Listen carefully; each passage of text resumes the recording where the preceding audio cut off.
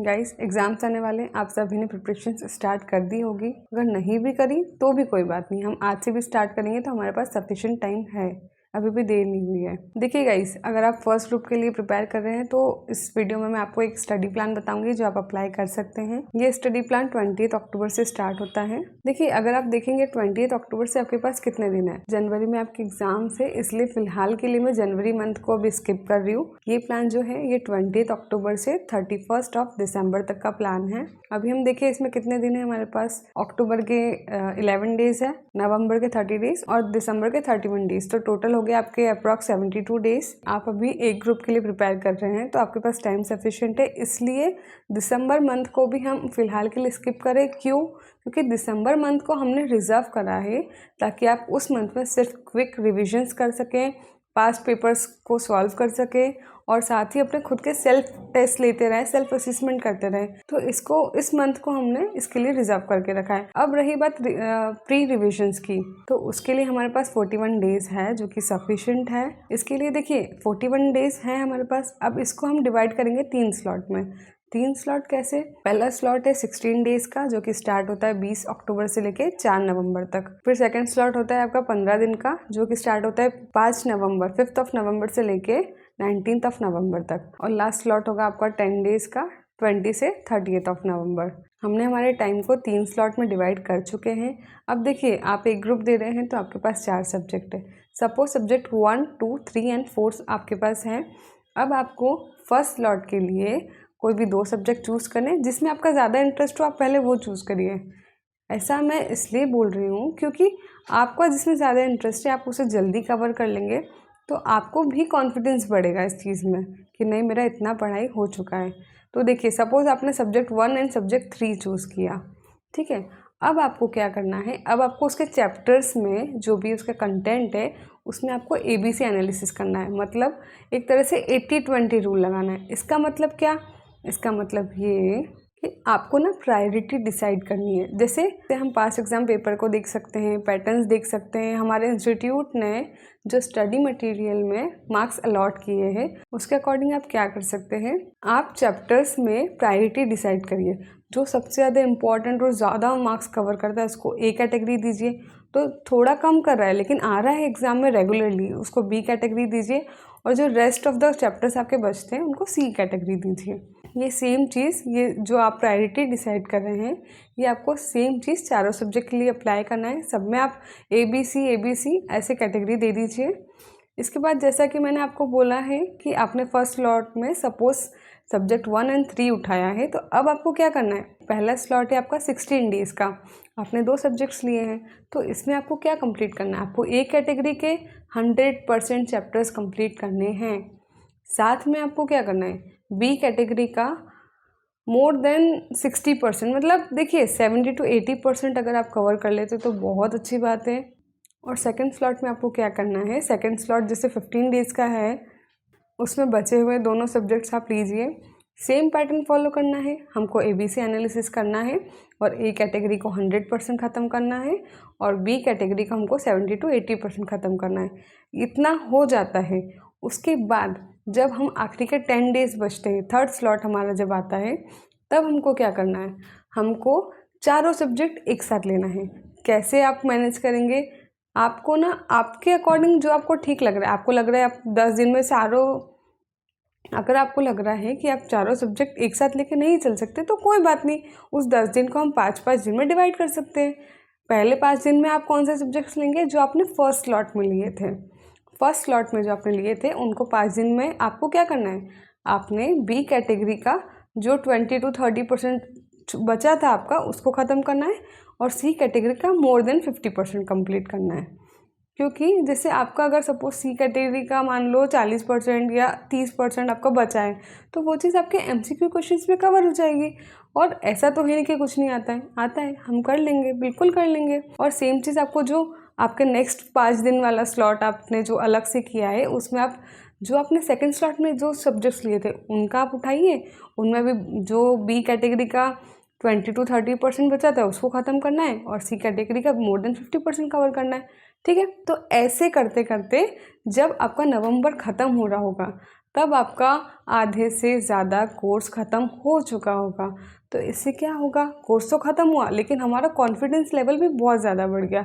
एक चीज़ जो आपको डेली करना है वो ये है कि रात को सोने से पहले MCQ क्वेश्चंस करने हैं। आधा घंटा 1 घंटा जो आपको ठीक लग रहा है आप उसके अकॉर्डिंग आप उसको करिए, लेकिन छोड़ना नहीं है, हमको करना है। एक चीज़ और जो आपको करना है मैं आपको वो बता देती हूँ। संडेज़ जो रहेंगे ये पूरे 41 या 40 डेज़ में जो संडेज़ रहेंगे, उन संडेज़ को आपको क्या करना है, रिवीजन करना है।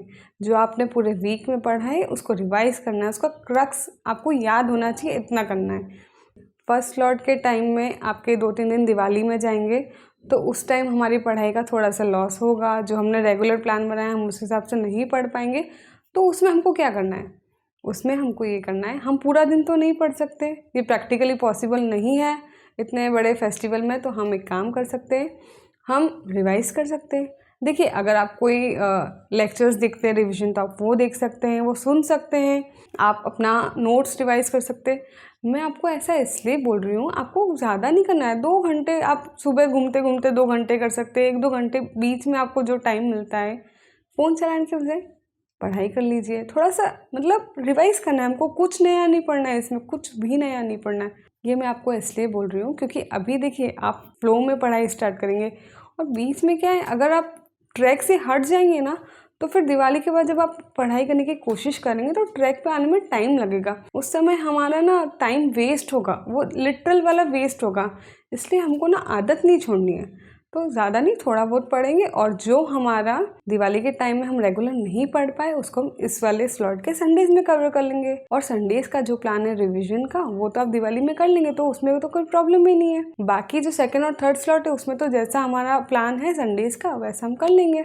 अच्छा, एक चीज़ और थी जो मैं आपको बताना चाह रही थी, हमारे पास रिसोर्सेज क्या क्या है पढ़ाई के। हमारे पास स्टडी मटेरियल है इंस्टीट्यूट का जो कि 100% आपको कवर करना है, उसको हमको नहीं छोड़ना है। स्टडी मटेरियल तो मतलब सबसे इम्पॉर्टेंट है क्योंकि वो हमारे इंस्टीट्यूट ने हमें प्रोवाइड किया है।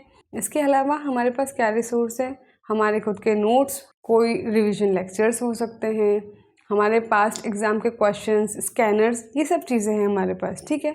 तो अब इनको हमको करना कैसे है, पहला रिवीजन हम कैसे करेंगे, स्टडी मटेरियल से करेंगे। अब आप बोलेंगे स्टडी मटेरियल 100% कवर करने का बोल रहे हो तो उसमें रिवाइज़ कैसे होगा। उसमें कोर्स तो कवर हो रहा है लेकिन रिवीजन भी हो रहा है। कैसे, सपोज़ आपने एक प्रोविज़न कंप्लीट किया, ठीक है, अब आपको वो 99% याद है, तो आपको जस्ट उसको राइट डाउन करना है, आपको सिर्फ उसको एज अ नोट्स लिखना है। अब नोट्स के रूप में आप ऐसा मत करना 3-4 पेज उस पर लिख दिए, पूरी रामायण लिख दी, ये नहीं करना है।